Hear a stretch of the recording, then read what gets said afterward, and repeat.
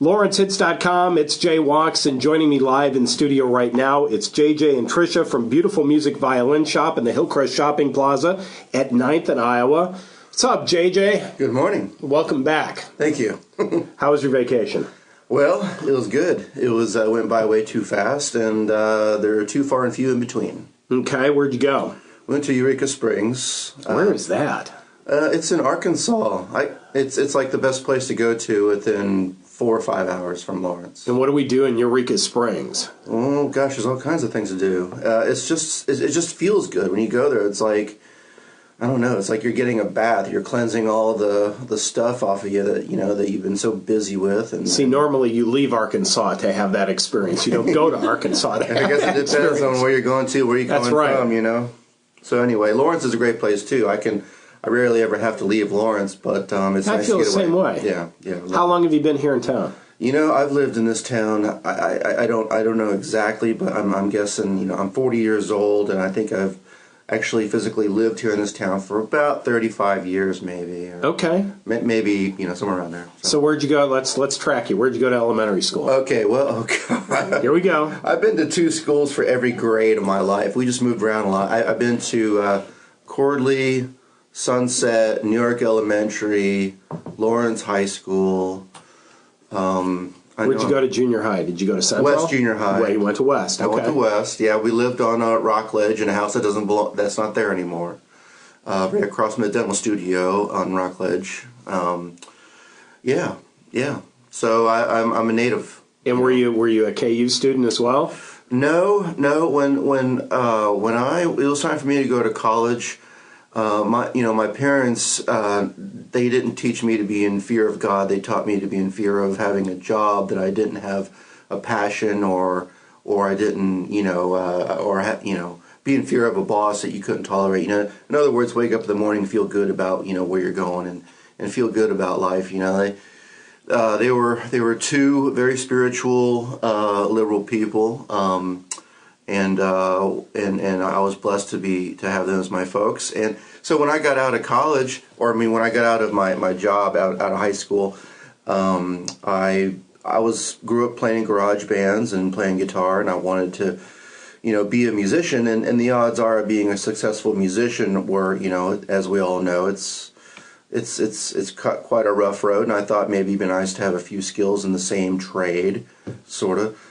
So I went to guitar making school in Minnesota, and then I did music electronics there for a couple years, and then I did violin restoration work, which for some reason it just really resonated with me. I was not a violin player when I took the program, but I for some reason was extremely good at it and had an incredible teacher, and I just went with what I enjoyed and what I was good at, and so here I am.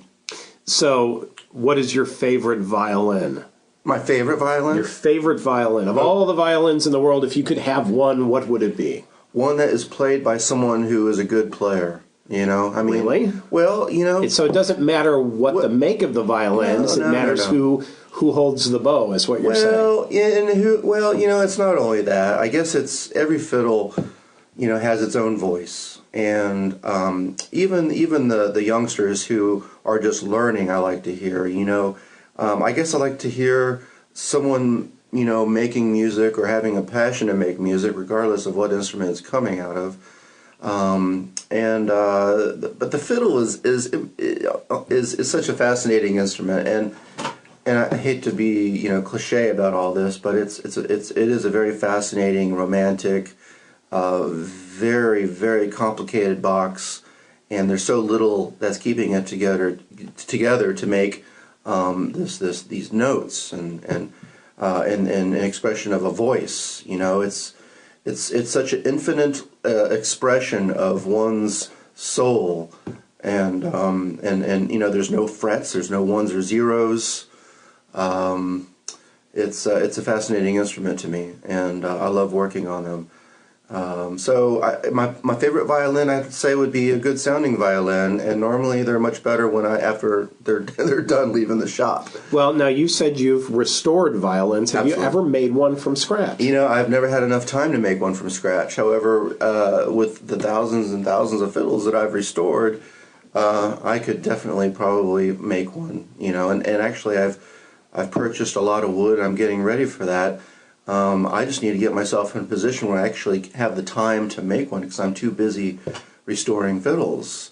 Our workload is never ending, and I believe it's because of the service that we provide and the passion that we have behind repairing the instruments and what we do. So hopefully I'll get a staff that's large enough to where I'll be able to be at home more and make fiddles. Sure. And put my own fiddles on the wall while I have a great crew, keeping the shop going. So Now, how long has the shop been open? well, close to 6 years. Okay. Yeah, and I still haven't had my grand opening. Are you kidding? No. You just opened the doors and away you went. Exactly. I had 2 months rent, didn't know how I was going to make it. I had some support by local music stores.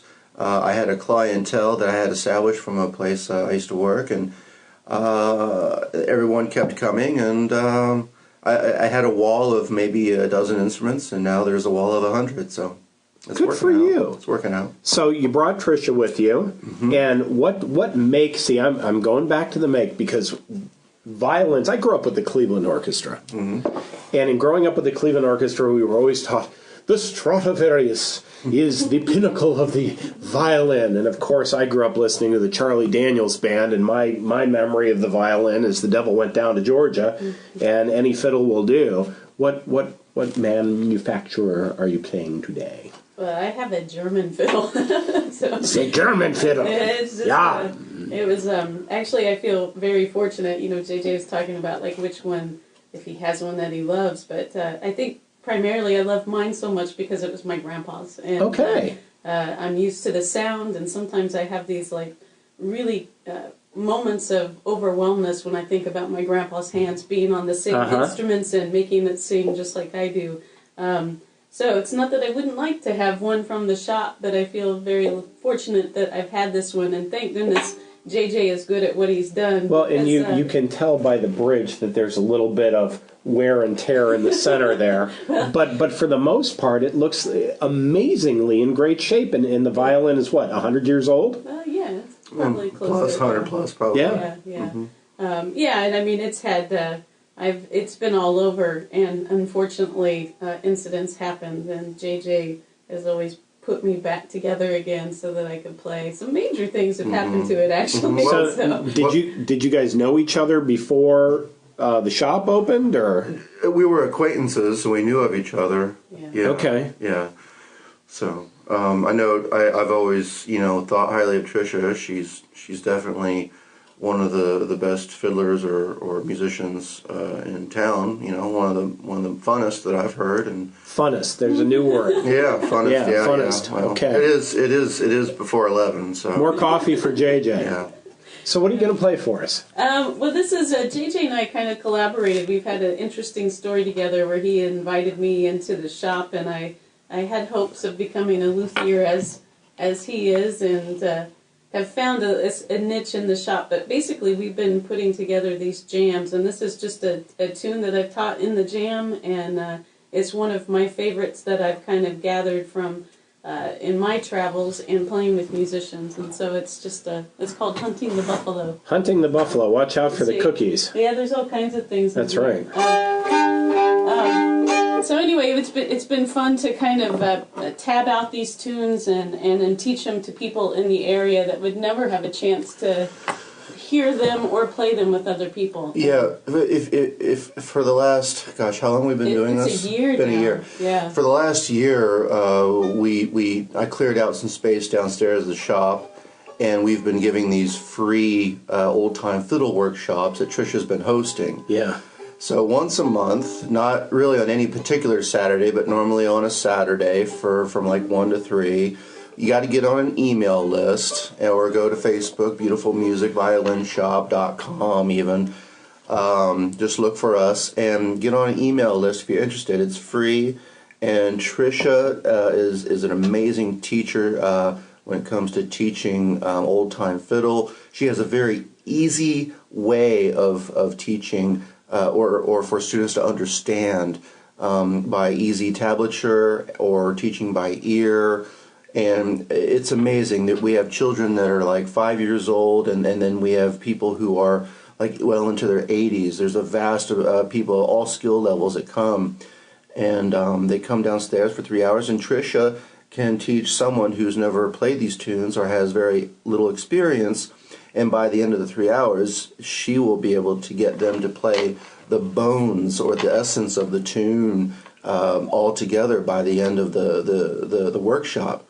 And it's quite amazing. I'm thrilled to death to have it there, and it's free. It's free to anyone, and it's just a great time. So, and this is one of the fiddle tunes that Tricia teaches. It's called "Hunting the Buffalo." Yeah. Mm-hmm.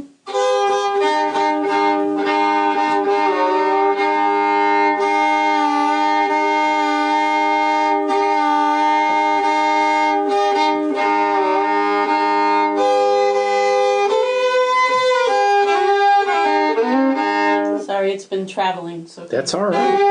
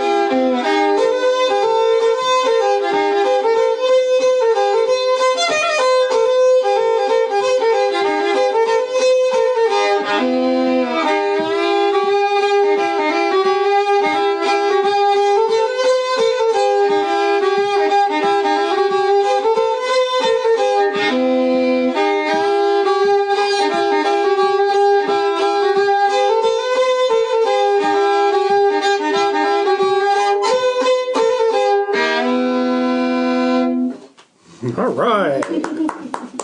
That's awesome. So you talked about younger generations. Mm-hmm. Do you have kids? No. No kids. I'm working on it. You're working on it. What does that mean? Oh, it means I want kids. You would like kids. Okay. Yes. And I did my part anyway, so we're covered on the kids. Yeah, Trisha's got the kids. How many kids do you have? Well, I have 3 of my own, and then my partner, who's not here today, which I had to leave him yesterday, but he has a son as well, so we have 4 between us. And is anybody in that group playing the violin? They all play the violin. Yeah, why is that no surprise, right? And you know, my grandpa was a fiddler, so it's once you get into this, it just you think everybody should be doing this. Well, Josie plays the bass. But she's also playing fiddle too. See, I think it's fascinating how we pass things down from generation to generation. Both of my parents were disc jockeys on the radio. I became a disc jockey on the radio, and you know my kids make playlists now, and they fancy themselves DJs, even though the radio is passé for the 14 to 19-year-old set. But Sure. Yeah. Well, that kind of reminds me, or brings up something I think about, is the old time fiddling community is fascinating, and I haven't learned about it until Tricia came along, and I'm by no means an expert, or even I really don't know too much about it compared to Tricia or a lot of people, but what I find fascinating is that the old-time fiddlers gather all over the world, and they get together and they share these tunes with each other, and they hear different versions of the same tune or learn from each other. They communicate, or they pass these old tunes along. People who haven't known tunes, they just communicate tunes together by playing them around each other, and they learn these tunes and they pass them on to others. It's such a fascinating way of communicating and learning through music. The old time fiddle tunes. It's just really just fascinates me incredibly. Do you want to elaborate on that at all, or did I pretty much? No, you pretty much covered it. You know, the whole idea is to keep alive a tradition, and like traditional fiddle music here in America actually has a lot of substance underneath it, and you know, learning from my grandpa, and that's one thing about the jam that is priceless, because I'm able to pass on things from people who are no longer living with us, and you know, it's a way of connecting all of us to something that's pretty in our core. Well, and it transcends all the language barriers too, because you can put two people in a room who play the fiddle who don't speak the same language, and they can talk to each other through their music, and they thoroughly understand each other. You don't need a plug-in. You don't need an amp. No, you don't. It's raw. It's real. It's natural. You need this little box and some horsehair on a stick, and you know, you can take it anywhere, and it's pretty much accessible, more accessible than banjo players. A lot of people won't let banjo players to the front door. Okay. Yeah, and I'm a banjo player. He can make those jokes. I can make those jokes. All right. Yeah. You know, we're Lawrence. We're not Nashville. That's for sure. All right. So, Busker Fest coming up this summer. Are you guys involved in that? Do you get involved in any of the busking going around town? Well, you know, Trisha, I don't know if Trisha's going to be involved in it, but Trisha does busking downtown with her partner and her children sometimes. Nice. Yeah. We like to go down there and play. We'd be playing outside on our porch anyway. We might as well come down and share it with people who are walking downtown. So. Well, we've got a show on our sister station, The Voice of Lawrence, called Sounds at 7 o'clock. It's hosted by a guy by the name of Mike Murphy and his mother, Kim Murphy. Yeah. And people just show up, and they walk in, and they bring their instruments, and they start playing. And we had no idea what we had started. And then the Theater of Lawrence sent us a piano, so now we have a piano in the studio. So literally, you have no idea who's going to drop by on a Monday through Friday at 7 o'clock at night and just start playing. I used to be in a few different bands before I started the fiddle shop. It's actually ironic that I stopped playing music as soon as I started a music store. You know, I was too busy. Shame on you. I know. I get it all the time, and I'm changing that around these days. Good. I used to play in a couple bands, and we used to do this thing which we thought we probably started, but I don't think so. Something called guerrilla busking, and that was just when the smoking ban hit, and people in the bar started opening these courtyards or whatever, fenced-in areas where people can go out and smoke and all that stuff. Sure. So we used to go out and just make ourselves at home in these places, bust in and not be invited, and just open up our guitar case, and, you know, and hop on tables and just start playing. And we'd make a good living. We'd work from one end of town and end up at the Free State, and you know, we actually did pretty good. We did much better actually than actually have an official gig. Yeah. Well, absolutely. At Free Play Lounge or something. So that sounds good for it. The store, beautiful music. Yeah. Hillcrest Shopping Plaza, 9th and Iowa, and what side of the plaza are you on? What are you in between? Well, every time I get a phone call and ask them where we're at, I say, well, we're by Anita's alterations. And they go, well, we're by the Hillcrest, the Royal Crest bowling lane. So I still don't know where that is. And I go, well, right around the corner from the Merc at the health food store. No, we don't know where that is. And I know what's coming next. And then I go, well, we're actually three doors down from Muncher's Bakery. Stop! That's it? Yeah. Muncher's Bakery. We know where you guys are. Absolutely. So that cream cheese donut, you know, it's legendary. God, that's the best. Yeah. And it's also the only place that's cool to hang out at 4 o'clock in the morning. Right, since Village Inn closed. Yeah, that's exactly right. So that's where we're at. We're right next to the Buncher's Bakery. All right. And how do we get in touch with you? Is there a website you'd mentioned earlier? Beautiful Music Violin Shop, all one word.com. Or you can email us, Beautiful Music VN, abbreviated for violinshop.com. Facebook, just search Beautiful Music Violin Shop. I think that's probably the best ways. And can we just show up? Absolutely. We got free stickers there that people really like, and just come up and take a look around. We love educating folks and telling people what we know about the instruments. We work on all violin family instruments. We don't do guitar work or I usually refuse banjo work. So just primarily violin, violas, cellos, basses, and that, that's about it. Sales, rental, restoration of all those instruments. My niche is bow reherring and bow work. I really love that work quite a bit. I get bow work from all over the country, which has been nice. Actually, there's a gentleman that we don't know that's flying in on a jet for me to rehear a bow. Holy cow! This morning. So. Is it like we won't tell you who it is because it's someone famous? No, I don't think it's like okay. that. No, I think it's just a heck of a fiddler that's that's probably doing well, but.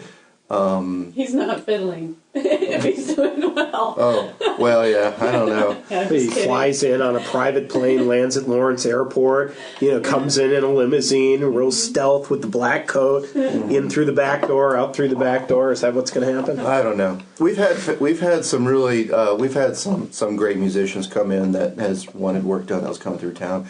Sergey from Go-Go Bordello, he always comes in whenever they're in town. Nice. Yeah, so. Good for you, JJ. Yeah. Well, I come from a very poor family, and but rich in so many things, and self-integrity and good service, good work. Well, you know what they say: a measure of a man's wealth is what's on the inside, not on the outside. Sure.